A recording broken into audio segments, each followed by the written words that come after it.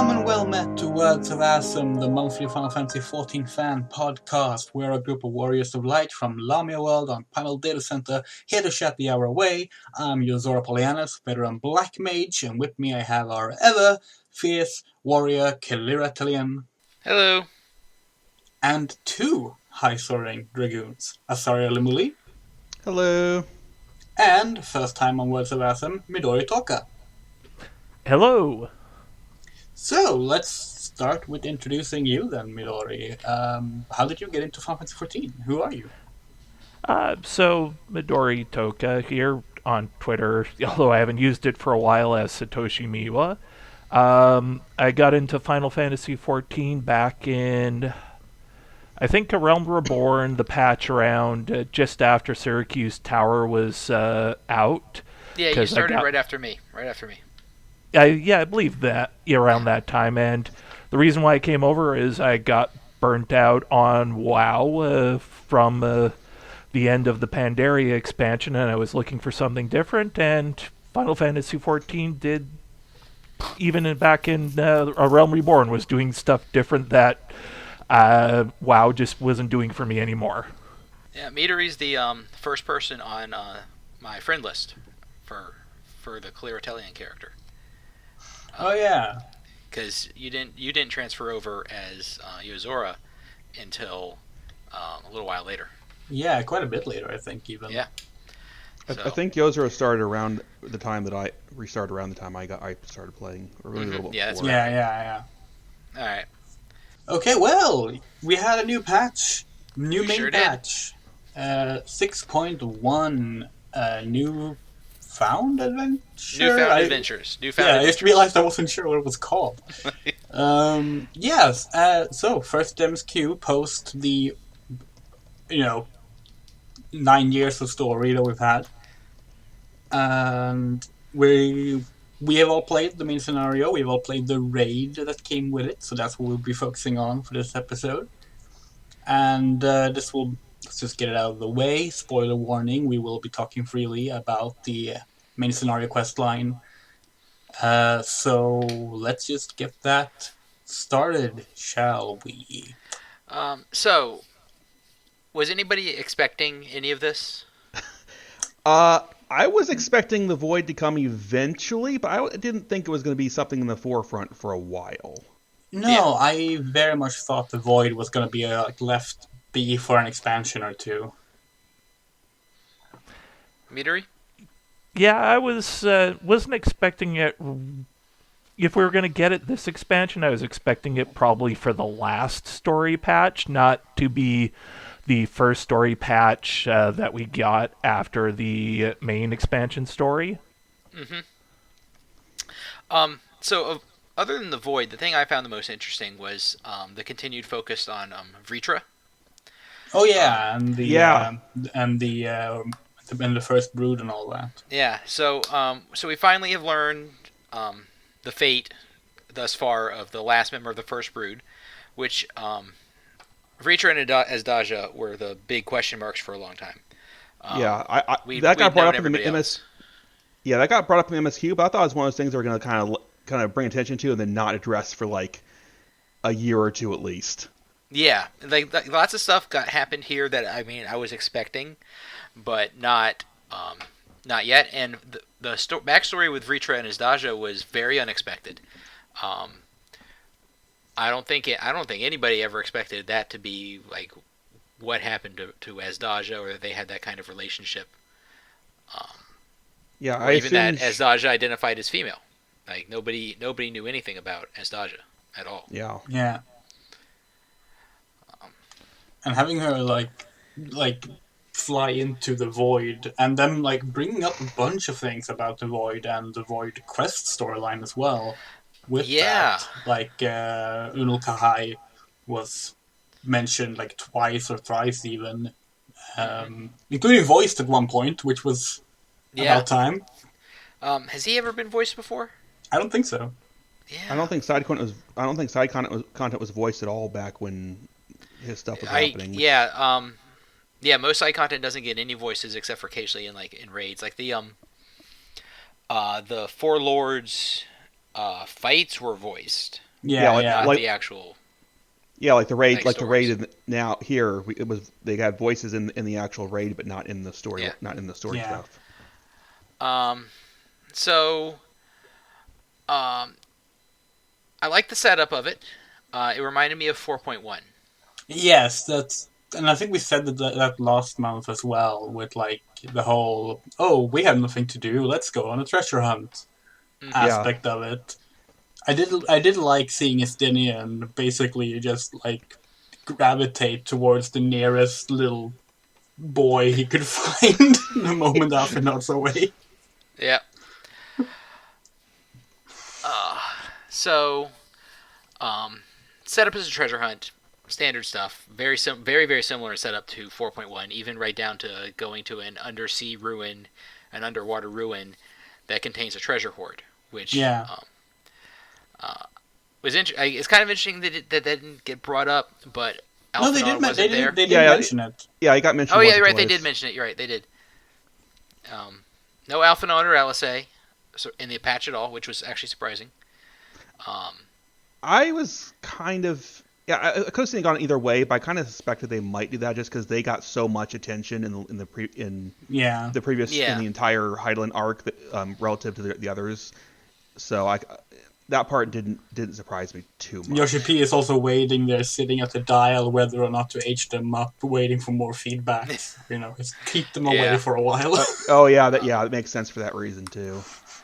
And I also think they were trying to, even though Y'shtola plays a main part in the quest, I think they're trying to focus a little bit more on some of the scions right now. Mm-hmm. Because it is meant to be a little bit more of a quiet start. It's like how Urianger is part of it, but Thancred's not. Like he's only there for like 2 minutes and then leaves. Yeah, and Urianger is not only there really to make sure you have a healer. Yeah. He actually talks relatively little in this. Once he joins you, anyway. I'm actually surprised. Like, personally, I think they probably could have just given Y'shtola a flex as a healer, and no one would have really complained. Well, we had Graha there. He already plays flex. Well, but due to how it works, if you have, you can do it. You can do trusts with the player and 3 NPCs. They do it in Endwalker for the Elpis dungeon, right? But you got to have one that's a three-way flex and one that is a 2-way tank DPS flex. Oh, right. Yeah, otherwise, it doesn't work. I mean, they could have just brought in Kryl. Yeah, but I guess they didn't want to introduce a whole new trust in the patches. Yeah, so I'm imagining they're holding out. Yeah, so I was actually expecting like Y'shtola to be able to okay, well I can still do conjury stuff. I can still heal.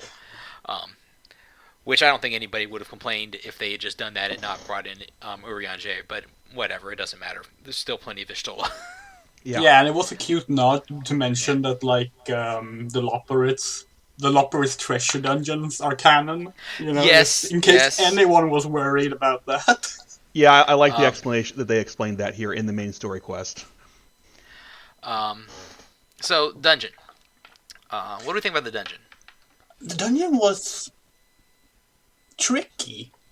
It was. The boss fights were actually very. It reminds me of the first dungeon in the patches of Shadowbringers. When you went to go see what's the hermit's name? But the hermit Nemo. Yeah.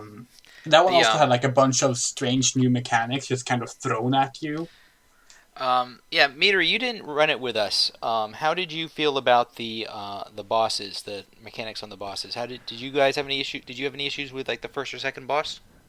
Yeah, here our party wiped on the first and second boss at least once, and that's the first time running a main story quest dungeon. I've been in parties on day one where we've maybe wiped once on a boss, but not wiped on a boss twice or wiped on 2 bosses separately. So they definitely do have some tricky mechanics. I think the second one is the trickiest, just because finding safe spots on that is a little bit intuitive. because you've got the spacing here. It's like where the shields are is where beams come, but there's also secondary beams you have to watch the claws for to get in that small safe spot, and that's just, it doesn't instantly kill you, but you've got just barely enough time to move if you're not paying attention. Yeah, you get debuffs that like can't be SNA'd, that remain for a while and do damage, which, and they even have like a regular poison debuff, except it can't be SNA'd, and that wasn't fun. Like, I played healer for the dungeon. Yeah, I don't remember much about the first boss. No. But the second one, what was the first one? What was it? I'm trying to remember what the first one was even. I don't remember it off the top of my head, but that could be because the second boss tricky, and obviously the third boss, sending you for a spin. that was cool. Yeah, that was cool. Spin to win. Yep, spin to win. That was a neat new mechanic that we haven't seen anywhere before. That was. It took me a bit to figure out how you can actually control yourself more than you think. Yeah, it was very, very tricky, and the second time being a lot longer than the first was like, whoops. Right around the point where you think it's supposed to stop and it's still going. You're like, it's not going good. I remember because we wiped on that on that we boss. wiped on the second and third. Yeah, and I just saw that like because we were in the second spin, I just saw like all of us like floating into the spikes because like we thought it was gonna be over. The it's not quite an instant death wall, but that's closer than we've had in like a regular dungeon. We've had dungeons with danger walls, but that one's really spicy. Yeah, you can afford to hit it, but if you just like go into it and you can't get out of it pretty quickly, you're not gonna have a good time. It's very much designed to like make you panic because you've never seen something like that before. Yeah. It leaves a dot. The dot that the damage it gives persists after you leave the spikes. So even if you leave with some health, you can't make it unless you get a lot of healing. And depending on where you're at, you might not be able to heal for another like 30 seconds. Well, and you've got, obviously your healer's going for a spin too, and then with the second one, you've got that nice huge column of light in the middle where you don't want to. You're trying to avoid that, but then you've got the spikes. I really like the aesthetic with the cloth, and all the ability names were really good. Like Power Surge was particularly funny to me. That one stuck out. Surge ERGE. Yeah. Like the cloth. So that was nice, and all of them are like clothing, are like fabric puns. It's very clever. I kind of noticed it before, but there's a big cloth motif in Rad's at Hand in general. Yeah. Lots of those strips of colored cloth all over the place, and seeing them worked into like the magic of the ceiling pot was pretty neat. I also think that boss, that final guardian thing, I'm pretty sure that was a new animation skeleton. It might be. I was wondering about that. It looks kind of like some golems we've had, but it wasn't moving the same way. Yeah. So it might not be entirely new skeleton, but I think it's got a bunch of new animations at least. Yeah. Speaking of new things, center one, the second boss, is almost certainly it's the tree skeleton, or Avatar from Coil. Oh yeah. Which is the same skeleton that's used for all the living trees. Yeah. I'm pretty certain that's what it is, but it could be new. It's weird enough that they could have done either. But both those bosses struck out as being very new. It kind of feels similar now that you mention it to one of those robot bosses. I don't know if it's Coil where like you kill them but they remain around a bit and like the bottom drops and they spark. I think is it Coil 4, the first Coil? Yeah, there were some mobs in Coil that were like that, and so they were ads in a couple fights. I don't think it's the same, but it was a very similar aesthetic. The Guardians in there were very elegant. It was interesting. I would be very curious to find out how that happened. Yeah. Because it's not elegant tech exactly, but the claws. I wonder if when they, because if I have the time right, the timing of when that place was created would have been after the Allegan Empire fell. So I wonder if they were scavenging Allegan tech. Well, that's another part of them. that's another part of how this main story goes, in that you get, because they did weave in a bit when they went to the backstory of how Vitra's sister got into the void. They did review a lot of Syracuse Tower stuff, so we should be getting some Allegan history. That's something that had just somehow completely not even occurred to me before, because it was so much was going on in Endwalker that you can't really stop and think.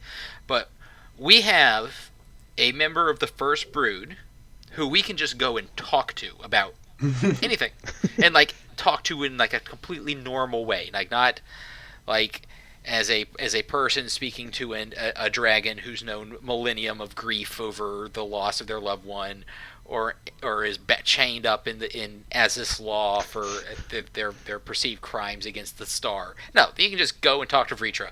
To be fair, we could do that with Megazoma for a while. We just didn't bother. but you see, Megazoma wasn't interested. But Vritra, he's got no issues talking with us. Yeah. He was there for the war between Mera City and Allag. That was never even something that occurred to me, that he was just there for it. And he saw it all happen. And he saw a bunch of other stuff happen that we could ask him about, that we would just have to think about asking him about and see if he knows anything about it. He was around for the War of the Magi. I don't know if that ever showed up, if he ever did know anything about it, because he's in Thavnair, but maybe he knows something about that. Maybe he knows something about the Sixth Umbral Calamity, the Great Flood. Who knows? Yeah, it's a really good even if they don't do anything with it, they have a way for us to acquire a bunch of new information they might not have been able to give us before. Yeah, that's the big thing. Is a lot of the stuff is sure, there's stuff in the past, but how are we supposed to find out about it without it feeling super contrived? But now we've got Vritra there. Vritra can tell us about it, and there's probably got records of lots of stuff. Yeah. So that's just a really nice thing that I hadn't even thought about during Endwalker.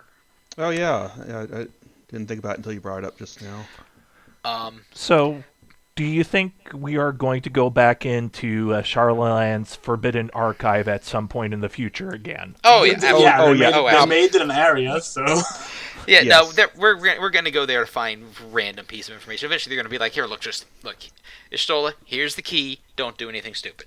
Yeah. It's a very convenient way to give us information that we didn't have access to in the past now. Yeah. Speaking of Y'shtola in the library, this patch sure had a lot of fun with Y'shtola, didn't it? Well, before we get completely off the dungeon, the first boss for the dungeon was that squid thing with the tentacles. Oh yeah, that's right. Oh, yeah. It was interesting. It wasn't too hard. It just reminded me. You finish. Yeah, it reminded me of the ruby weapon a bit. It didn't function the same way. Yeah. But yeah. The traveling, I figured out the traveling light that traced out the corridors of the arena pretty quick. The first mechanic though, where it stuck its tentacles in the water, you just kind of had to guess as to what it was going to do. It could have done anything. So I think everybody gets hit by that the first time, because who knows what it's going to do. Once you know what it does, it's pretty easy. But it's I don't know. It's sticking its tentacles in the water. Something's probably going to explode. What? I don't know. But yeah, that other mechanic where it traces out quarters is actually from Seed of Sacrifice, the Warrior of Light fight. Oh yeah. I recognize that immediately. You just have to watch what it traces out and don't be in that when it's done. So. Yeah, it got a little bit tricky when there were two at the same time. Yeah, you just have to pay attention. Yeah. But yeah, no, that one was okay. I should have remembered it because it showed up right after one of you guys mentioned the Kraken in Sastasha. Oh yeah. Oh, yeah. I was like, oh look, it's the Kraken. Yeah, I saw someone mention that in chat. I didn't actually see it myself on screen. It was me. Because the first thing I said when we started a dungeon was something like, "Oh, this reminds me of the other Kraken dungeon." Yeah. Oh yeah, Hullbreaker. Yeah, it was a lot like Hullbreaker. It was definitely more like Hullbreaker than Sastasha. Yeah. Anything else about the dungeon? I noticed when a couple of the monkeys, or I think they were monkeys, jumped off, they actually got markers indicating them they were coming, which I think is new. There were some new markers there. That was I don't know why, but that was kind of neat. They jumped in and they do little AOE's when they land. Markers in general have been added to a lot of things. They have like in Crystal Tower now, you get like stack markers for the little like elevated floor during Zande. There are tank buster markers in Copper Bell. That's really funny, actually. That's hilarious. That's a relatively recent marker. They didn't start doing that until very late Stormblood. Yeah. But it makes sense because you're obviously gonna. Markers are so important in modern fight design that you need to start introducing them earlier. Yeah. Yeah, and hopefully they retrofit some more stuff as well. It's one of the things stuff. One of the things I've really been wanting them to do for a while, because ARR has almost no markers, except a few that have been added in over the years. They're just orange circles in AR mostly, or other colored circles, but none of the standardized ones we have now. Yeah. I saw someone mention that there's... Mm-hmm. I saw someone mention that there's actually some standardized stack markers in, I think, Crystal Tower now. Yeah, Crystal Tower.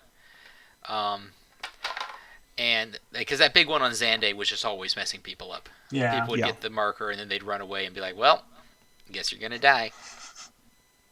I remember I was in there as a white mage once, and someone had the marker and started running away, so I rescued them and then they just ran away again. I'm like, okay, whatever. Why do I even try? One other thing about the dungeon that just amused me, because we haven't seen him in a while, when we're going through the last part, the last pull, when we go into the actual treasure area, and I saw some treasure chests. I was like, oh, look, these treasure chests that we can't even open, and then boom, mimics. Oh yeah. It had been a really long time since we got some mimics. Yeah. We haven't seen mimics in a while. I didn't notice that. So yeah. Yeah, I barely noticed because you pulled all the way to the end in all the areas. I was kind of just like focusing on keeping everyone alive. Those two pulls. Yeah. And I was focusing on those ones near the end that would tether and summon new enemies. Like, oh shit, we have to. Those two. Yeah, those the two middle pulls after the first boss are pretty spicy, because you end up with a bunch of mobs that those doors summon. Yeah. So I was concerned about that because I didn't know what they were going to do, and I was like, and they summoned some mobs. I was like, oh, 3 more mobs. Then they summoned another 3. I'm like, oh, that's getting a little. Yeah, it feels like a duty finder trap for mostly Pug group because everybody AOEs and pulls. Well, this one you want to single target that door down because. Yeah, can you target the door? Yeah. Oh, okay. Yes, Okay, so you can focus the door down and avoid the mods. Okay. I don't know about all jobs, but at least for Dragoon, we have an interesting mix of AOE and single target. So if everything's on top of it, we could actually just do our AOE rotation, but still kind of focus it with our single target. Because you get a lot of fall off, and you have the line AOEs, and then your big hits are AOE with fall off, right? Yeah. Plus our jumps, our various jumps. So as long as you're targeted on the thing you need to kill, you can keep doing AOE. Yeah. That's pretty good. All right, so Y'shtola. Y'shtola has become a comedic relief character. So, I mean, the thing about Y'shtola is, like, it doesn't come up often, but when she's funny, she's hilarious. Yeah. Like, the last time we really saw this was Stormblood, where she just eviscerated Magni. Yeah. Come back when you're a real man. Did you see that fan art from a couple days ago of that scene? Might have. I saw something. Oh, there's an error. Hold on. I'll link it later. But it's a fan art of It's Y'shtola saying that line. You can't see Magni. It's like from Magni's point of view, and then behind her is Sadu, like pointing and laughing and just like about just losing her mind over it. So yeah, that was. I don't think I saw that one. I saw a good one. I saw a good one of the MSQ where it's Sadu and Serena, and it's like Magni viewpoint with him on the side, like basically watching. I think they're watching them make out. Oh yeah, I saw that one too. I like that they brought back the Nixies. That was neat. They talked a little more about her living with Matoya. She actually was very specific with like age and stuff this time in the conversation, which I'm pretty sure was basically the writers being like, okay, we need to clarify this. Because like when you talk to her in the walking section, she's like, I started studying with Matoya when I was 9, and I stopped when I was 17, or something like that. Yeah. I also appreciate this kind of. There's one bit when she's following and you talk to her, and she's like, she kind of ponders like what her life might have been different if she had actually gone to Charlian. Yeah. Mm-hmm. Yeah. Because she never did. I don't think she must have gone at some point before we went, but she definitely did not spend a lot of time there. Yeah. But one other thing I did like about her role in the main story quest is that, well, she was also the comedy character and the comic relief. She did also root her reasoning for wanting to go along on the main quest in a very down-to-earth reason that is very, not large scale, but still made total sense. She totally wants to go back to the first because she promised to go back. Yeah. Yep. So yeah, I mean, it kind of makes sense that we'd start with that because it's like like that and Garlemald are the one big like clear things that people are trying to do. Like Estinian was like, oh, I guess I'll hang out in Thavnair. There's a dragon here. I like hanging out with dragons. And Urianger and Thancred were like, well, we're just going to go wander for a bit. But the twins and Ishtola have specific things they want to do. So it kind of makes sense that we started with one of those groups just as a way of giving some sort of focus. And so eventually we find that there's a void portal underneath the ocean that's been hidden there by Vritra for thousands of years now. I gotta say that was not what I was expecting at the end of that dungeon. No, definitely not. I probably could have listed a whole bunch of things before I would have even begun to get to that. Yeah, I was just not expecting anything particularly serious from it to begin with. Is the big thing. Yeah. I mean, I was kind of thinking that the dungeon was just going to be like, we do it, and then something happens afterwards that moves us forward. But I wasn't expecting it to be a place that we are apparently going to just be going back to frequently. I like that we went on like this big treasure hunt, and like Estinian spent way too much money as usual on getting a map when we could technically just have gone to Ritra and be like, hey, have you heard of this treasure chamber? Yeah. But I mean, he's just a dragon. Why would a dragon ever have anything to do with treasure? Yeah. Just it seemed even like he had forgotten about it because it was like, oh yeah, I guess I can spend all this gold to help my people. Yeah, Varshan just walking up and being like, so what's going on here? Was very funny, actually. Yeah. I liked also here, it's like, oh, we guess we gotta rebuild the robots now, too. And then Estinian trashes them again the second time. So the big thing everyone talks about in terms of humor was the Ashtola scene, but when you go back to that guy afterwards and you're like, yeah, so we got to repair the robots, guys. Like, what happened? What horrible thing happened to the robot? And you just get this awkward scene with your entire party. Yes. And it was hilarious. It was like, oh, not me. I mean, and there's a little side dialogue where like Varshan made a big deal. All right, don't trash the robots again. But no one remembered to tell Estinian, so the robot showed back up, and he was like dragon fire dive them, and whoops. So I do enjoy Estinian has become a really fun character whenever he shows up. He has he works so well. Yeah, I'm really glad he's been sticking around. And he's a good character to have around because he doesn't actually know anything, so there's always somebody it's plausible to explain things to. I was actually surprised he figured out that he was being scammed. That he knew that. Yeah, that's what I was gonna say. I really like that. You're expecting him to just have no idea what's going on and just throw money in, but he knew this time. He actually knew exactly what he was doing. Yeah.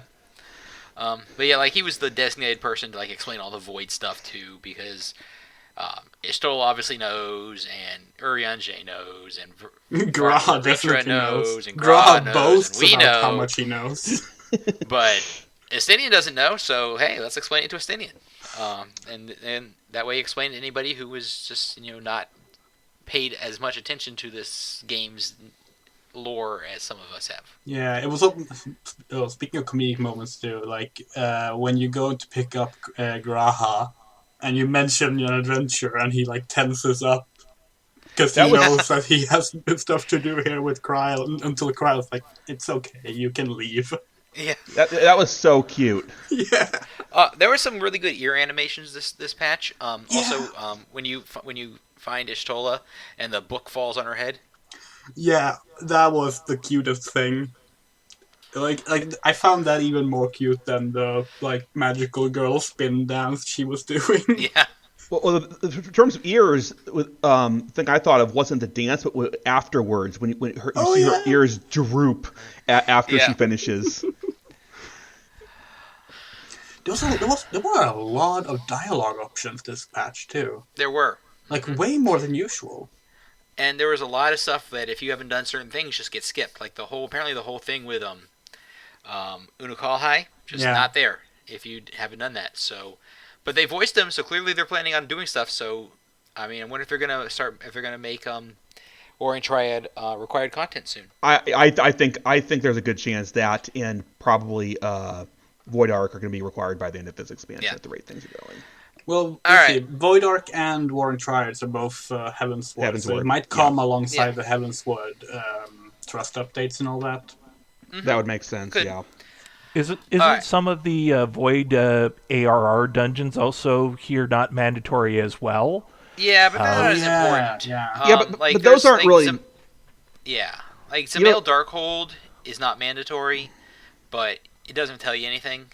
And then the one, Diablo shows up in the 150 dungeon, but that's it. It's just so it's a little callback when you do the Void Ark, but it doesn't mean anything. I don't think you even need it for Void Ark. Yeah. Was Weeping City required, or was that optional? No, that was optional. That was optional. I meant that whole quest line for Void Ark. The only and then the level 50 dungeon was the city of Amdapor. Hate that word. Yeah. I forget which the lost city of Amdapor. That's right. Yeah. And it's not required, but it's where you meet Diablo. But you don't know who he is. He's just Diablo. He only means anything if you played Final Fantasy VIII. Yeah. But then later he shows up in Void Ark, but you don't need to have done Amdapor for Void Ark. It doesn't matter. Yeah, it's a nice little callback, but that's it. So, speaking of things from other games, what do we think about our Black Knight? Oh, yeah. Hi, Golbez. Yeah, that's Golbez, all right. Yeah, so I know that the Four Fiends are mostly popular from 4. My actually first thought was Garland in Chaos from the original game, because the Four Fiends are in that game too, but they're different Four Fiends. Yeah. Yeah. The four Fiends in 4 were probably inspired by them, but the four Fiends are the ones that everybody knows.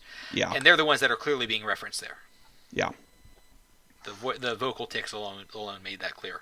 Yeah, because I was wondering first if they were gonna try and like maybe use the Four Fiends from Stranger of Paradise instead, just because it's a more recent one. But no, they're clearly aiming for Final Fantasy IV.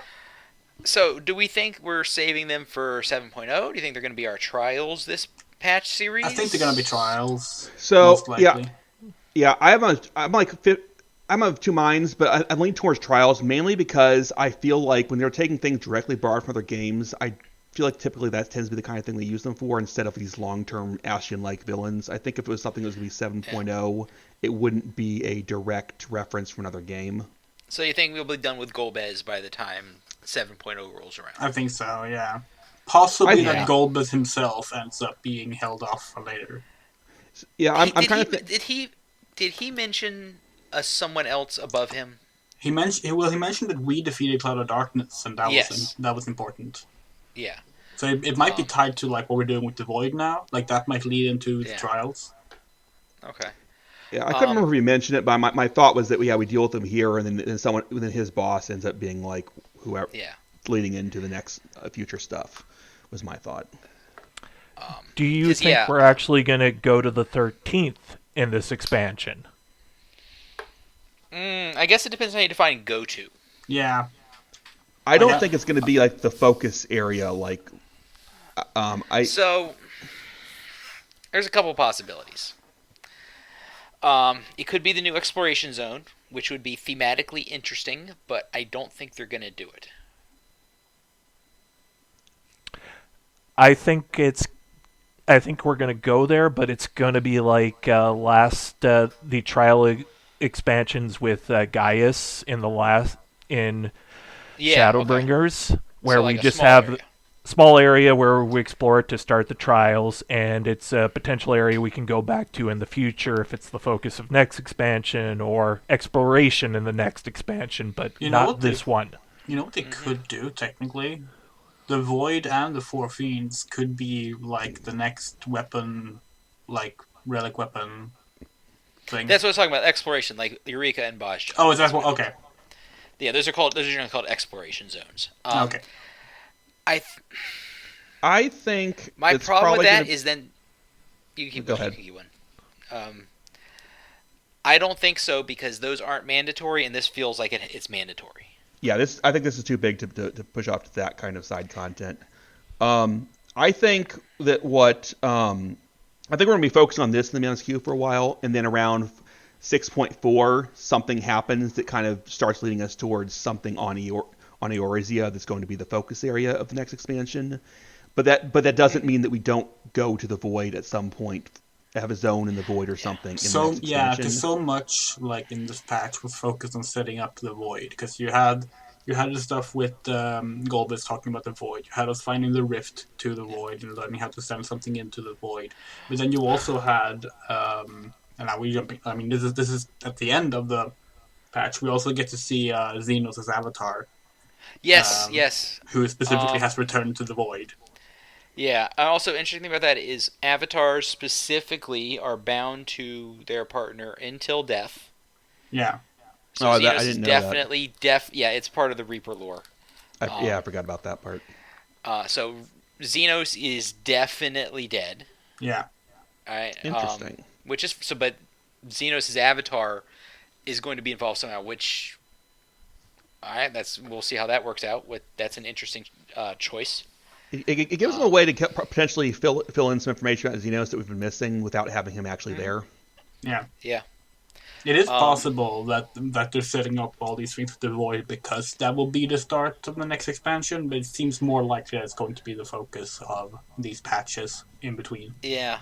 Yeah, I think it's the focus here. I think we're obviously not going to fix the whole issue with that in the patches, probably, but I think it can be a kind of a unifying thing going forward for the next while. And even if we go off and focus on other things, we might have our new Ashian threat come from this to be kind of Meanwhile in the Void.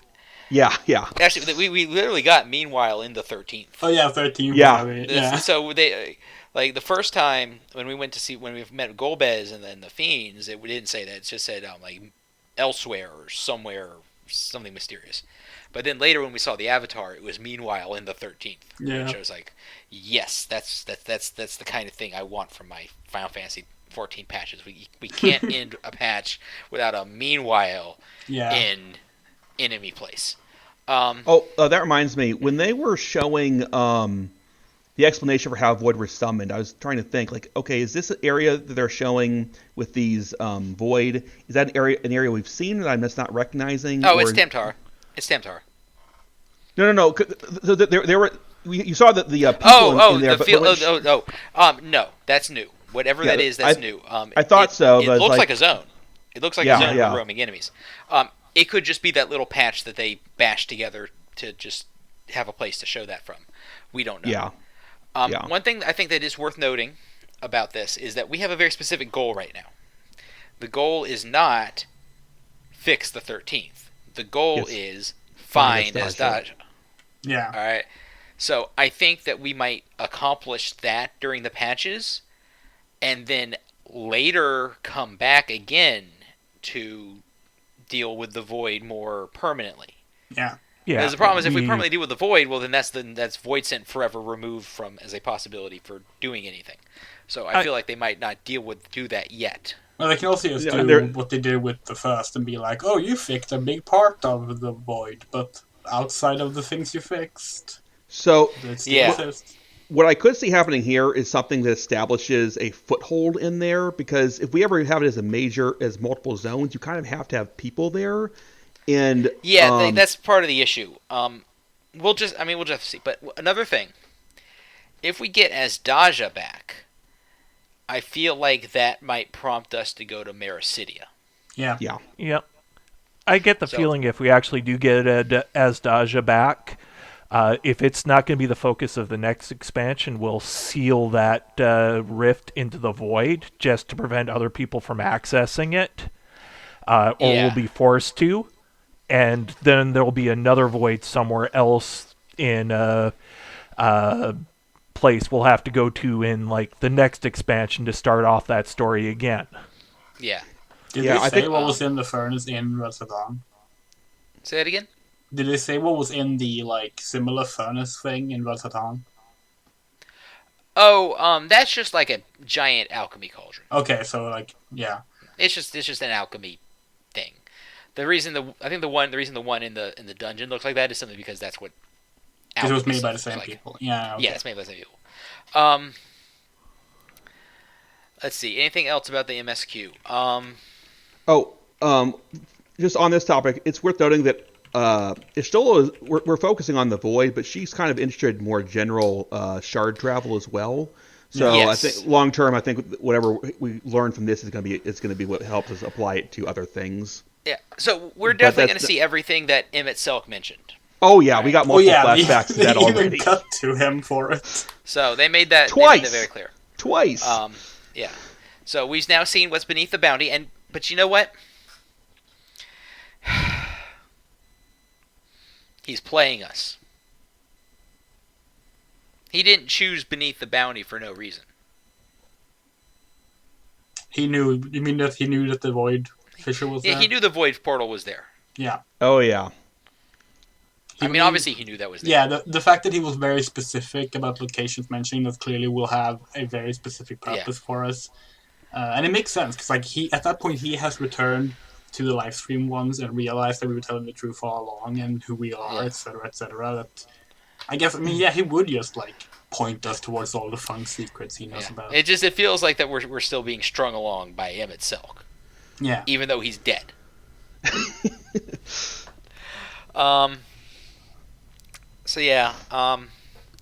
More ideas of where we could go, but still lots of possibilities. I'm still banking on Mericidia for 7.0. Yeah, it seems very likely. It's certainly the most relevant one, not just here, just in terms of the broader storyline. Because Mericidia connects to the dragons. That's always been this big area that we've known about. And I feel like they want to wrap up the dragon stuff. Yeah. Because they still haven't, despite allegedly finishing the story.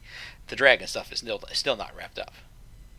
Mericidia is the only location from the intended 1.0 areas that we still haven't been to, right? I forgot that was. It was mentioned in 1.0, I believe, right? Yeah, but in the early days of 1.0, we were going to have 6 starting cities or 7 starting cities or something. And that obviously didn't happen. But, well, the starting cities were the 3 main cities: Ishgard, Alamigo, and New Charlayan. And I believe they mentioned Mericidia as a place that existed, but I don't know how much of it was brought up in any sort of detail. I don't think the New World was ever mentioned in 1.0. No. So it just depends. But Mericidia just seems likely because it's been the longest standing place we know about that we haven't been, other than random locations in Ilzabard. The rest of Hingashi, which I doubt we'll ever do anything with, because that's probably not that interesting. Yeah. Or the city underneath that was underneath Gridania that they mentioned in 1.0 has never been brought up again. Gelmora. We've done a decent amount of Gelmora stuff. Tamtara and Todorok and Palace of the Dead are all Gelmora, and I don't think the current writers have much of an interest in Gelmora, much to the dismay of Duskwhite fans. But I think the current team has kind of determined that people don't like Gridania. With good reason. Yeah. And a whole big story about how much Gridania just sucks is like... Well, the thing is... like, just how much they sucked 1,000 years ago is like... I don't know. Yeah, and the thing is... I don't think anybody wants to do it. Yeah, and the thing is, the FF14 readers, I don't think since 2.0 have had much interest in Gridania either. We go there occasionally, things happen, but it's not really about Gridania. Yeah. It's about Garleans coming under Gridania or something like that. I definitely feel like, of all the city-states, if the game had been made like starting in 2.0 with that team, Gridania would be the most different. Oh yeah, for sure. Because I think they like Limsa. And they've managed to come up with some good stuff. They've come up with good stuff for Ul'dah. They've come up with some really good stuff for Ul'dah, but Gridania is like, I mean, I base myself in Gridania and stuff, and I like Gridania's aesthetic, but I don't blame them for not wanting to deal with it. Yeah. It's easy to get around in the city. The surrounding zones still suffer from 1.0 map design that they still should try to fix. It has my favorite adventurer skill. Mm-hmm. Oh yeah, Momodi's the best by far. Yeah. But yeah, just Gridania as a nation and the Padshal and the it's so boring. It's just not So just before we get too far from it, you mentioned Hingashi. I think at some point we see more of it, but as like a single zone, we go during an expansion focused elsewhere, kind of like how we went all over the place in Endwalker. But it's never going to be, certainly never going to be the major focus of an expansion. Yeah. So should we move on to the raid? Yes. The Realm. One more thing, real quick about that merchant guy. I have this feeling we're going to see him again. Oh, the scummy merchant that sold the I think map. We'll see him again. I mean, how did he get his map? That in his design feels like that's not a one-off character. Yeah. All right. Well, so Mists of the Realm. Well, also his line about it's like, oh, I just ripped off the Saviors of the Realm is not something I expected as a throw line from somebody that's just there to sell the map. Yeah. So, Mists of the Realm. What do we think about Derek? Oh, right. I forgot about him. He's just kind of... a friendly chap with a monkey. Yeah. Yeah. So one theory I've seen is that he's actually Oshun, who is the hold on, I gotta look up exactly what Oshun is. I always forget. He's the god of travelers and vagrants. Okay. Adventurers. Yeah. He's the god of adventurers. So yeah, I don't know. He's definitely like, it's everything about his design, his clothes, his attitude is just like, I don't think he's like evil or anything, but he's not what he appears to be. Yeah, he's not just some lucky dude that walked out on them. Yeah, he's not just like this one random dude who finally managed to find this thing that's been a myth for literally like 10,000 years. Yeah, his design is so plain that it stands out, just like there's something here. We don't know what it is, but there's something here. Yeah. It's not even his design or characterization. It's just his role is like there's some sort of secret that's about him that's going to come out. I don't know what it is. I don't necessarily think it's going to be a villain or anything, but there is something about him that's going to be a big reveal at some point. Yeah, he's also like way too casual about what we went through. That like it seems that he was very much prepared for it. Yeah. Also, you mentioned the monkey. Based on what we see later, I don't trust the monkey in the sense that I don't think the monkey is what it appears to be. Yeah. No, the monkey's definitely not what it appears to be. Yeah. It's probably, I think, I'll guess right now, he's probably a god. He'll probably be in the last raid. Yeah. I mean, as soon as you saw the other two show up as animals, I'm like, oh, okay, yeah. That Opopo is one of the gods. Yeah. It's got to be. So far we've seen Rhalgr, Byragat, Azema, and Nald Thal. Interestingly, like that, I find those choices interesting. Yeah. Because those are probably 4 of the 5 most notable ones. Yeah, the only one that I would rank as notable is like Minfina. And the I would include, the other one I'd include would be Halone. Oh yeah. That's the big one missing. Yeah, like Beauregard. Beauregard's interesting because Beauregard is like not hugely and doesn't come up a lot in the story, but he's important for crafters. Anyone who's played for a long time knows him because he has the most useful skill in crafting. Yeah. Yeah. Beauregard's blessing is the only reason I remember his name. Yeah. So I'm kind of iffy on him, but like going ahead with Rhalgr and Naldthal is like really like those are two of the biggest gods that we know. Like we did a whole expansion of Rhalgr stuff. Yeah. And Naldthal comes up all the time in Ul'dah stuff. Yeah. Every time you want to leave through the gate, you're looking at one of their names. Yeah. They're all over the place. They talk about them all the time. If you do the Black Mage stuff, they talk about them. Mm-hmm. Balls. Just constant Naldthal stuff. And then Azema wouldn't have meant much before, but post Shadowbringers, she's super important because she's the sun, and she's the clear analog to Azem. Yeah. We still don't know if that means anything. But I just find it interesting that they chose those to start with. Definitely gets them through the ones players are most familiar with. Yeah, instead of I don't know, like Nymea or Alphic. Does anybody know anything about Alphic? Could you name a single thing about Alphic off the top of your head? Nope. Nope. If you had mentioned the name outside this context, I wouldn't have been able to tell you it was one of the 12. Right.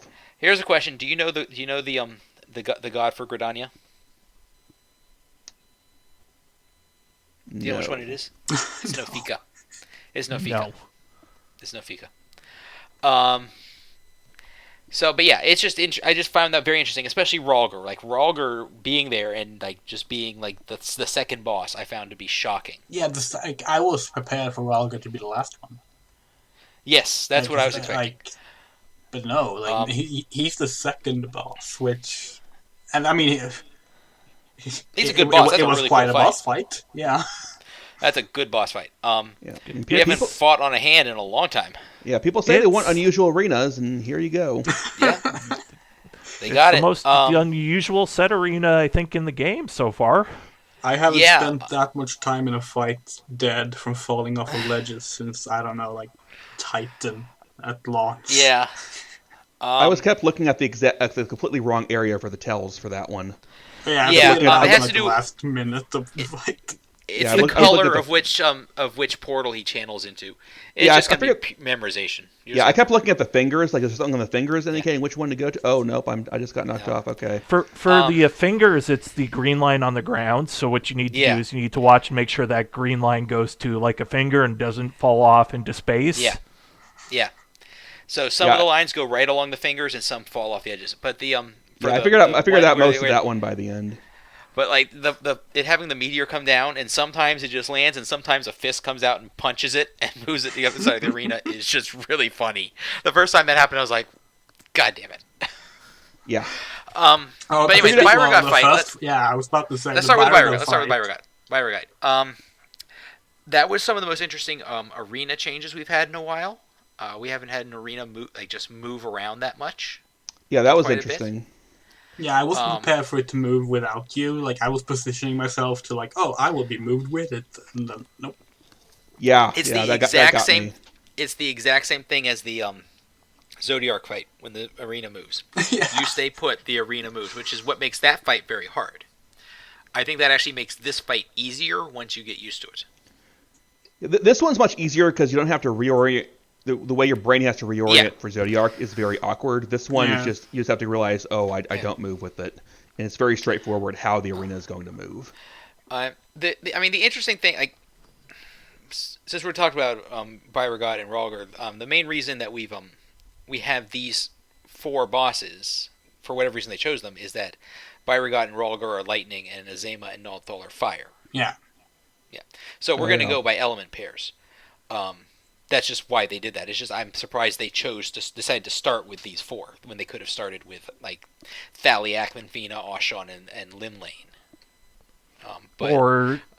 might have been, thinking here, well, if you want to have name gods, do 2 of the ones that are more well-known than 2 of the lesser-known. So you get, for the next raid, 2 of the well-known and 2 of the lesser-known. Yeah. And, well, I'll ask it here. Obviously, we don't know. Do you think obviously, the second raid tier, I think we're going to have the 4 gods. Do you think the third raid tier is going to be all 4 gods? Or do we have a new boss? No, or do we get... Do we get like a new, like all 4 gods, like as one encounter, then a bunch of like 3 new bosses in the final raid tier? We might get like one set as a double boss. That's what I'm thinking. To make room for one extra surprise somewhere. But I think we fight. They might do. I'm looking here to see if there's any obvious situation where that could work. I don't know. I'm looking at like the sibling ones, and they don't line up properly, like in terms of elements. So I don't know. I think we will fight all 12, and there won't be any big surprises as to identities. I think the big surprise will be just like what's going on. I don't. Yeah, and like what they actually are. Like yeah, and like I mean, you could take bets on who you think the final boss is. Like my guess would have been either Ralg or Azema or Naldthal. I'm thinking maybe Menfina, because we got the Menfina's area. I know that's because of the moon, but like also yeah, like, it could be expansion. So the only other thing is like I don't know. There's just so much going on. Like, but I find it very. I don't think that we will have fought 4 this time, and then like rush a whole bunch of others just to get other extra bosses. I just don't think that's going to happen. No, I think they do 2 at once. Maybe at most they do two at once for one fight if they want to get another one in. But I think that's. I think that would just annoy people though. I think people are at this point are going to want each god to have their own fight. I do wonder though, like, because like it feels very strange to have the game be like, oh, here are gods, and they're not primals. But, like, I like that everybody's like, so what is this? Like, I like how everybody is just, like, completely baffled about the idea of, like, actual gods, which is really funny. Because, like, this is, like, I think a lot of times it's hard to, like, to think of how weird the cosmology of this game has become. Yeah. Because like they set these things up in 1.0, right? And they were clearly gods. They were just gods. They were gods. What they were was probably up in the air, but they were definitely gods, right? Yeah. All right. So then we start learning that actually these things we call gods are not gods. They're primals, right? And so we've now been trained to believe to act like anything that's a god is a primal, and it's not a real god. It's just a manifestation of faith, right? Yeah. Okay. So, I would say that the Warrior of Light and the Scions and probably a bunch of, like, this is probably, like, super common in Charlayan in particular, would be, like, they know that these super powerful beings exist, but they're not gods. They are just powerful, right? Yeah. Like, Charlayan has that statue of Thaliak, right? That big statue of Thaliak, and they certainly like respect Thaliak as a its guiding principles, right? But you wouldn't say that Charlayan worships Thaliak, right? No. It's very Norse or Greek like in terms. Yeah, it's closer to Greek stuff, but like even then, like the gods were gods. Here, up until this point, the things that we have called gods have turned out to not be gods; they're just primals, and primals are eminently killable, even really, really strong ones. Right, we've killed the strongest primals to ever exist. So I suppose the question, and is it going to get answered, were these gods around before the Ascians, during the Ascians, or did they come shortly after? I mean, that's what I'm getting at. Like, the big question in this quest was, what are these things, right? But this is a question that is, like, more than just we don't know what these things. These upend everything we had been taught to know about the concept of a god in Final Fantasy XIV. And like I also feel really like, cause you mentioned like these exist before the ancients. What my first thought when we entered the heaven, the area, was it looks like Elpis. It looks like yeah. Oh yeah. Oh, It's yeah. it's extremely Amarotine in Yeah. architecture. The spirally things on the top of the element shrines, very Amarotine. Yeah. So like, were these deities of the ancients that we just didn't like learn about because we were specifically like within one very concentrated part of that era and world, or something else entirely? Yeah. Are there aliens? Are they actual gods? Like, yeah, it's just such an odd thing that they went to such a big effort to lay out exactly what God means in this setting. Yeah. And to establish that it doesn't mean all powerful creator being. In fact, all the gods were created by their worshippers, right? Yeah. And we get they're seemingly completely upending that. And we get the hook here that basically when we finish the trial, the raid, it's basically stated out, well, this is a trial, and we're doing this for a reason, and the fact it needs you to do this, and they seem to know we're, strong and powerful, but they don't think they really hinted that we're doing this because we're the Warrior of Light, per se. Yeah. Like, it's just, there's so much, like, I mean, we always go into the first part of raids, whether they be 8-man or 24-man, are always, like, more questions than answers. Alright? You don't even know all the questions yet. You don't even know what's going on. Yeah. We're currently in that point with this where we're not even certain what questions we need to be asking. So, it's going to be interesting. Anyway, back to the fights. Yeah. We talked about Rolgar. We talked about Byragot. I can't believe we had another fire lady. Fire lady boss. Another bird-themed fire boss. Yeah, they sure do keep happening. And that was just that was just Suzaku's model. That was just reskin Suzaku. It works. It's fine, but it was extremely obvious. Yeah, I thought she seemed a lot like what I remembered of Suzaku, so that explains some things. The mechanics were very different. So, and she wasn't anything like an actual Phoenix fight or anything, but it was just very funny that they went ahead and did that again already. One reason why I'm surprised they went with that and didn't hold off, and didn't do like I don't know, like the water or ice ones, like Lamia and Thaliak or Minfina and Halone. I feel like Halone might be the final boss. Halone really feels like a final boss kind of god.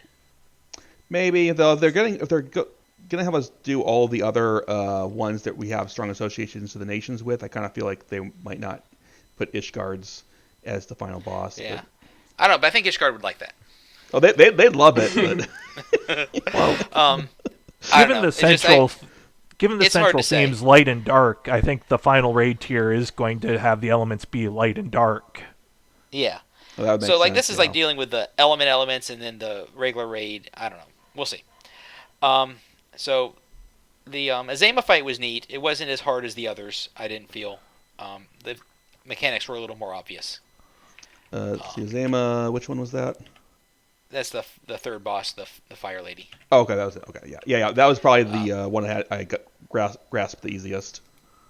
The hardest part there was when there's that triangle with that little triangle with knockbacks, and you got to be lined up really specifically. Yeah. Oh yeah. But now that I understand how it works, I don't think I'll have an issue with it. Yeah. That one I just snapped to immediately. I was like, oh, okay, I see what's going on, and I just. I was my main issue there was I was just wildly out of position when it started, and I couldn't make it back. Yeah. That's the thing. If you're in a bad spot to start, it's probably not going to go well. Yeah. And then Nulthal was a really good fight. That was a cool fight. It was a really good I one. Liked that fight a lot. It took me entirely too long to figure out how to do the as above, so below ones, and I felt so stupid once I realized. I still don't quite get that, but I didn't pay enough attention. I was looking all over the place for the tell until I finally realized. Until at some point near the end, something happened that got me to connect it to the outside arena color. What is the tell, regardless of which mechanic? Okay. I saw it change. I kind of started to go, oh, is it that? And I saw it do a sudden swap right before it went off, and I saw everyone move, and I went, oh, okay, Okay. yeah. The color outside the sense. arena, that's which one is the actual attack. Oh, okay. Well, that makes it a lot easier then. Yeah. So okay, but yeah, no, I thought the fight was really good. The where it copies a party member and they're really big. That was really cool. Yeah. All right, so I think that whoever's closest to it when it's about to transform is the one who gets chosen. Because the second time after we wiped, I ran right up to ours and it chose me. So, okay. If you want to do it, try that and see if it works. Otherwise, it might just be random and I got lucky. But if you want to like get screenshots of it or something as you try that. Yeah, of course, and it was like the big mechanic in the fight is when they weigh the souls afterwards. Yeah. Which, funny enough, we already have a fight that weighs our souls. Yeah. For that one, I didn't notice this the first time, but I did the second time, and I've confirmed it later. The every time there are there's three. There's the 3 ads, right? The 3 big copy ads. 2 of them will have 3 weight, and 1 of them will have 2 weight for a total of 8. Yeah. And then you have the 24 people who are 1, so a total of 32. And you've just got to distribute that across both sides. Yeah, the first time I didn't notice. So you have to take into account that the 3 copies essentially account for a 4th party. Yeah. The second time it was. Keep on. Yeah, first time I thought it was just the people. Then the second time I saw the extra weights, I went, "Oh, okay, that makes sense." Yeah, we got it the second time, so it's not a big deal. But it was like, oh. Yeah, the first time we almost had it, and then several people moved at the last second. Yeah, that was annoying. I'm like, they might adjust that because it's a little too latency. Like someone having latency can really mess you up on that one, and that's annoying. Yeah, it reminds me a lot of the spots in Dunscape where like you have to make them all the same element. People are always running over them too many times due to latency. Yeah, it's kind of basically the exact same thing. I would definitely say that is the same issue, which is not it's not something you can't deal with, but it's annoying. I mean, like what they could do is just like allow like a slightly larger margin of error on the weight. What they could do is a combination of you allow a certain margin of error, and if you get it right within like 3 seconds or so of it resolving, it just locks in that you've solved it. Yeah, it should resolve, and then like anytime within the last couple seconds, as long as it's correct at least once, it lets you pass. Yeah, because otherwise, or even just like if you distribute it evenly, everyone just gets like chained in their position. Something. Yeah, that might also work too. Just it's too picky. It seems a little too picky. Precise. But that's something that'll either be dealt with or not. People manage to deal with the stuff in Dune Scathe at this point. So yeah. We'll see how it causes wipes in Dune Scathe at this point. So we'll see how it's going in a few weeks. But yeah, we just lack information on there. So who knows what we can even say? Yeah, I'm kind of disappointed that Kryle didn't do more, even in this part, because they really kind of hyped up Kryle as having an important role this time, and on the other hand, I mean, didn't really. So I immediately did the right choice for the people you go to because I was like, oh, Graha's cute, but Kryle's there. Let's see what's going on with her if this choice matters. And then I got there and it's like, oh yeah, Kryle's not going to be involved. I'm like, oh. Yeah, okay. See, I thought Kryle was the right choice because of that. So I went with all the other ones because you go back until you say Graha and Kryle. Which is really annoying because then you go pick up a Rianj in your store anyway. So it's like... Yeah. You could have just had that... what they really should have done is just not have... I mean, it would be out of character, I guess, but they shouldn't have had Graha and Kryle be an option. So that you need to get rejected by Estinian 3 times, and then you're like, what about Graha? Well, they should have. I wish they did for that one. They just made it so that you have to go through all of them, and then at the end, it just has you go with the right one somehow. Alternatively, like if you need to go through all 4, and then it's like, well, let's go with Graha anyway. Yeah. That's basically what I was saying. Basically, yeah. Maybe she'll do more in the later raids. I think she's spearheading the research. So yeah. I think she'll do more. Hopefully, she'll get to do some more. And also, we are due for a new magic job. I think she's a prime candidate to have to be used for displaying that when it's time to basically tell us what the job is. So if she's going to be more involved in the future. Do you really think we're going to get another healer for 7.0 though? Or do you think Cross going to be a healer? No. I mean magic DPS. They can have that might not be Cryo's DPS, I guess. Yeah. She's a mage. She does magic stuff. It can make she's kind of got. She's sort of like in the same boat as Ishtola, where like, yeah, they're Charlatan conjurers, which is really just like magic user. Yeah, I mean, like Charlatan conjury seems a lot less like Gridanian conjury. Yeah, like even before then, like Ishtola was doing all sorts of random, definitely not conjury stuff. Yeah. I think I'm just biased because of Cryo having her like devout outfit on. Yeah. Ishtola's sister is the summoner job PC. So yeah, that's true. So yeah, we'll just have to see. But that's a possibility. I do think she's actually gonna focus in on the quests inside the hub world. I think we're actually going to develop that because I think one of your opinion on the near raids here, if you liked them, you hated them, or indifferent. I think the side stuff with actually working with the village was a good idea, and I think that's where Kryle's going to focus heavily. Yeah. End up doing some stuff from there. Yeah, I do hope they continue the between patch thing to give time to develop. That would be nice. Yeah.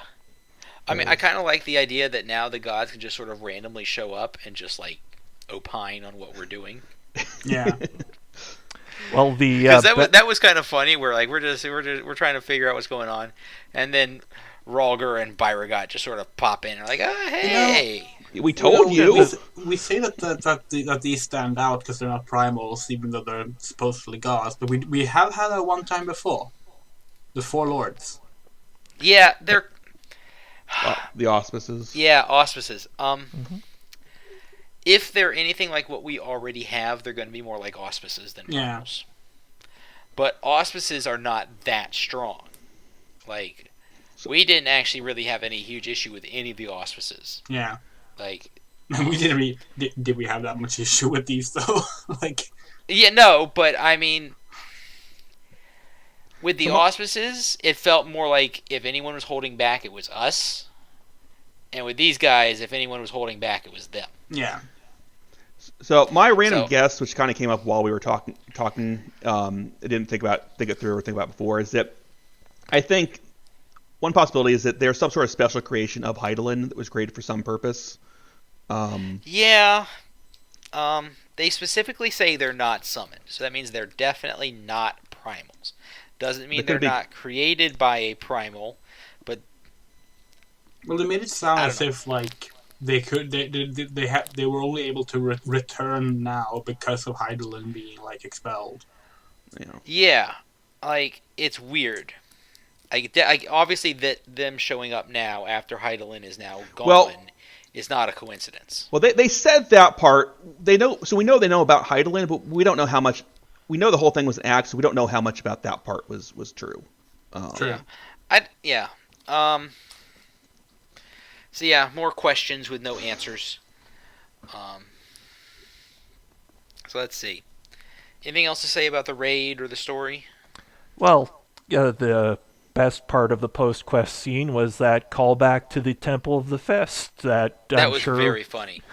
That was very funny. Yeah. Yeah. I didn't remember the characters, though she specifically mentioned that she's from that. So I was like, oh, okay, right. I remember someone involved. The other one was new. The other lady was new. But the Here lady was the Midlander Here lady was from the Temple of the Fist, and that was I was not expecting to see her again, so that was very funny. Yeah, the way with the other lady is just kind of being like she's not into this stuff at all, but she's kind of grudgingly doing this stuff for her friend. I guess I got some certain energy from those two. So yeah, I don't know. I have a feeling we'll see them again. I think we're gonna end up talking to like anybody who's ever had anything interesting to say about the gods. Yeah.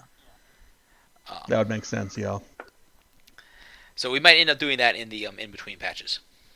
Yeah, it's going to probably serve as a way to wrap up some of the more dangling threads that 1.0 would be interesting to resolve, but don't need a full, focus to resolve. Yeah. And I feel like whatever this ends up being is going to end up being like, oh, well, that was interesting. We're never going to tell anybody else about it ever again. Yeah, like, I mean, we'll know, maybe. Then the Charlayans it'll be locked up in the Charlayans library, and they'll be like, that's nice. It would probably cause way too much trouble if we let anybody else know about this. It's going to go in that sealed vault. Yeah. Yeah. But depending on what this is, this could end up being some sort of important world building for future stuff. That whatever we find out about the world from this, it could be used as some interesting springboards for stuff in the future. For sure. So, anybody else? Anything to add? Trying to think.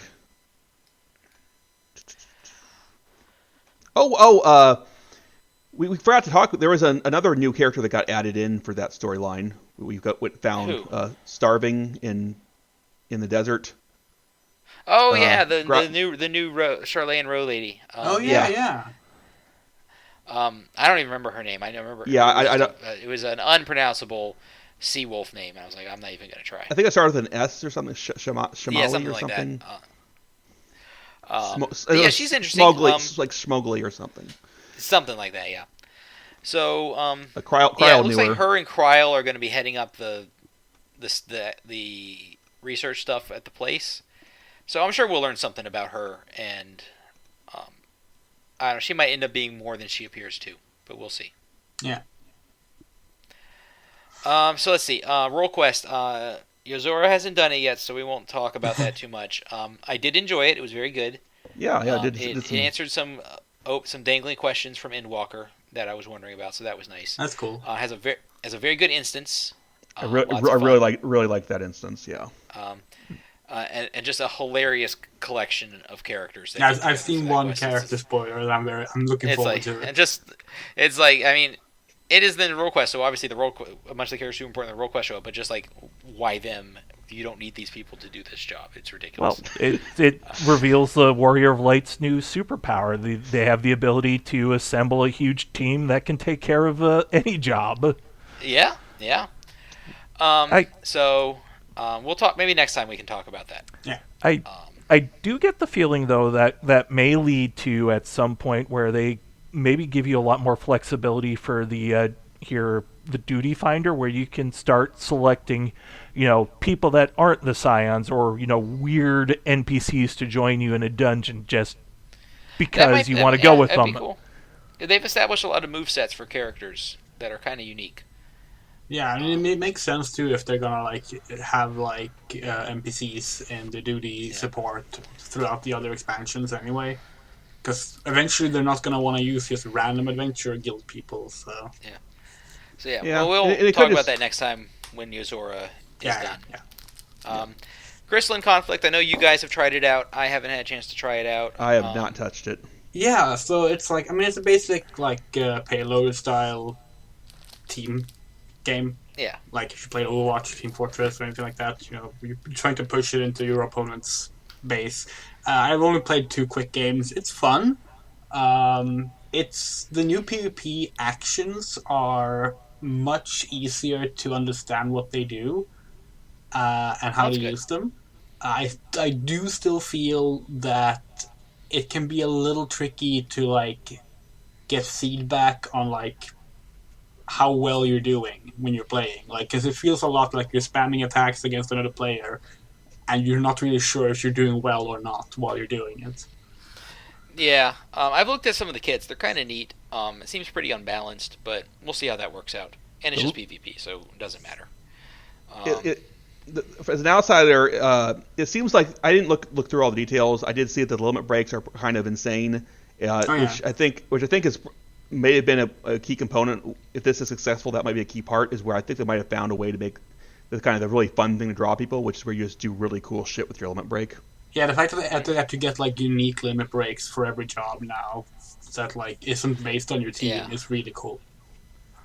So, Okay. It's also quick. I think every other attempt at trying PvP, while they had some interesting ideas, it was just like Rival Wings was a good idea and it's fun. It's just long and it's time consuming. Yeah, same thing with Frontlines. Like, especially if you're on the losing team, Frontlines is just like gets really boring.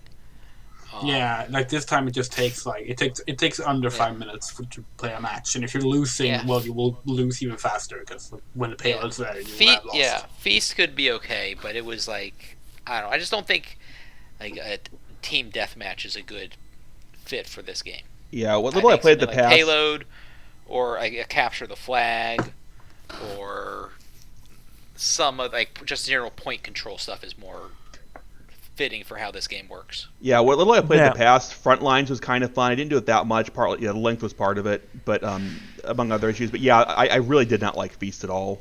What little I touched of it. Yeah. Now the more interesting thing, I think, for the PvP revamp, because you can see it slightly in PvE. Well, I've only tried Dragoon, and I did a bit of leveling on the Bard.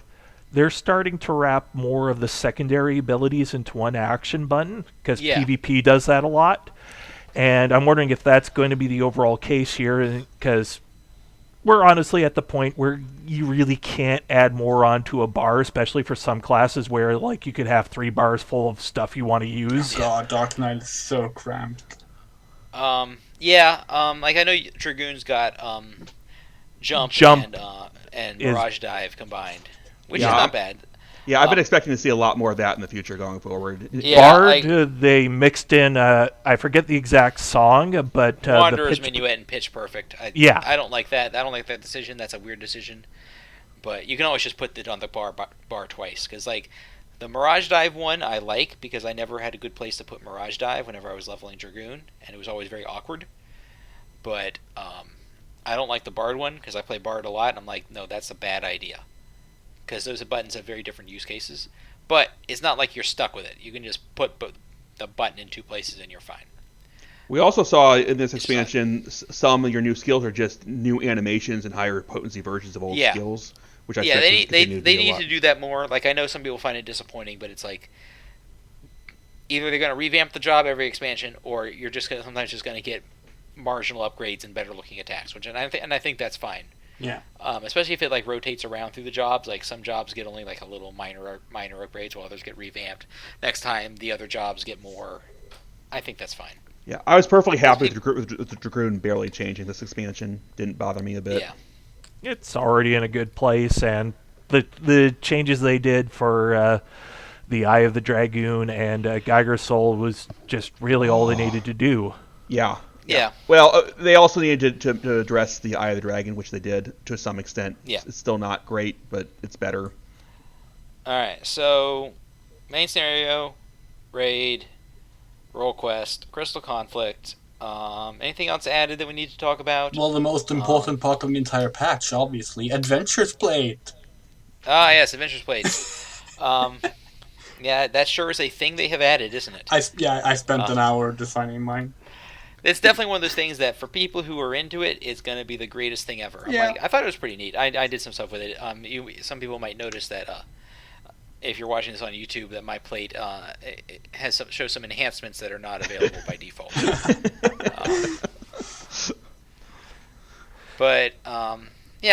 They're neat. I would definitely looking forward to seeing more options added. The options are surprisingly in depth as they are. There's more than I was expecting. Yeah, but there's definitely plenty of room to add more. Yeah, go ahead.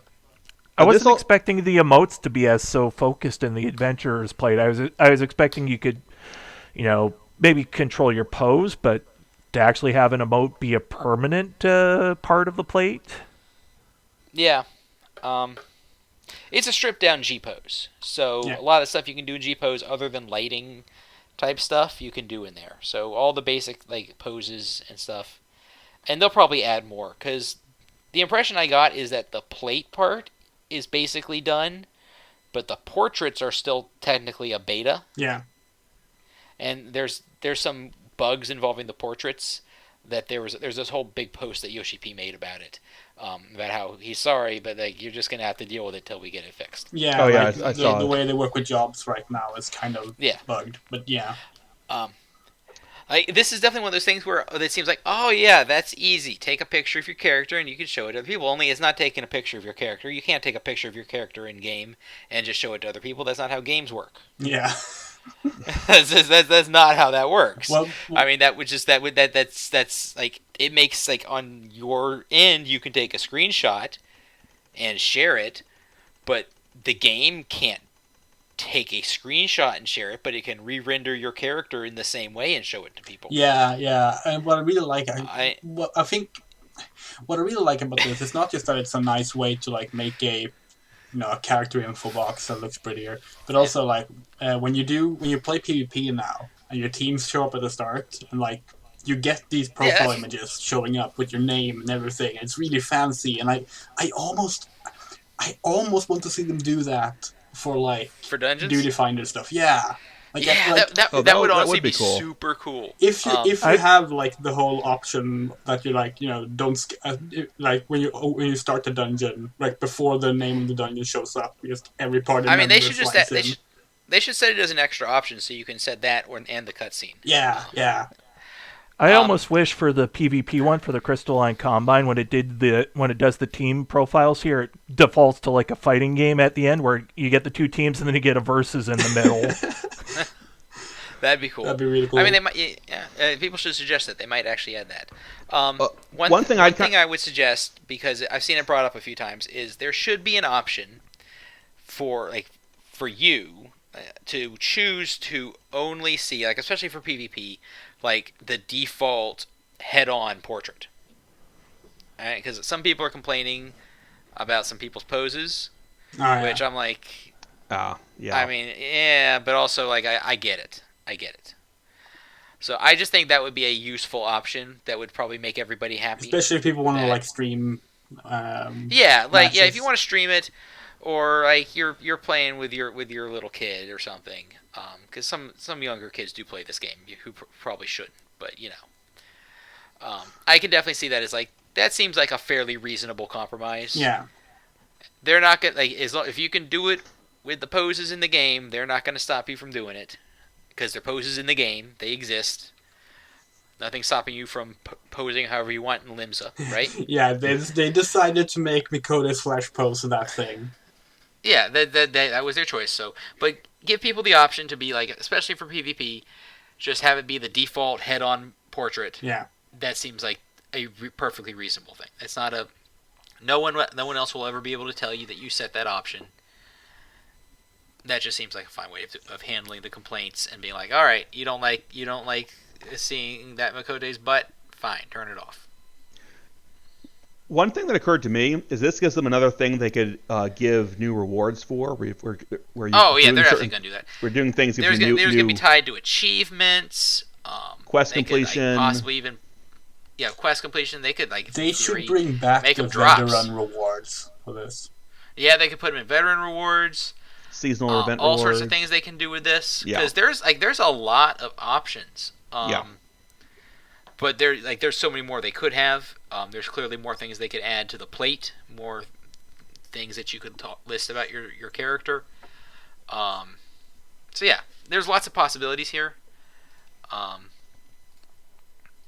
And this seems to be a pretty big hit, so I'm guessing that they probably will continue with it. And they seem very proud of it. They seem like this is a thing that they've wanted to do for a while.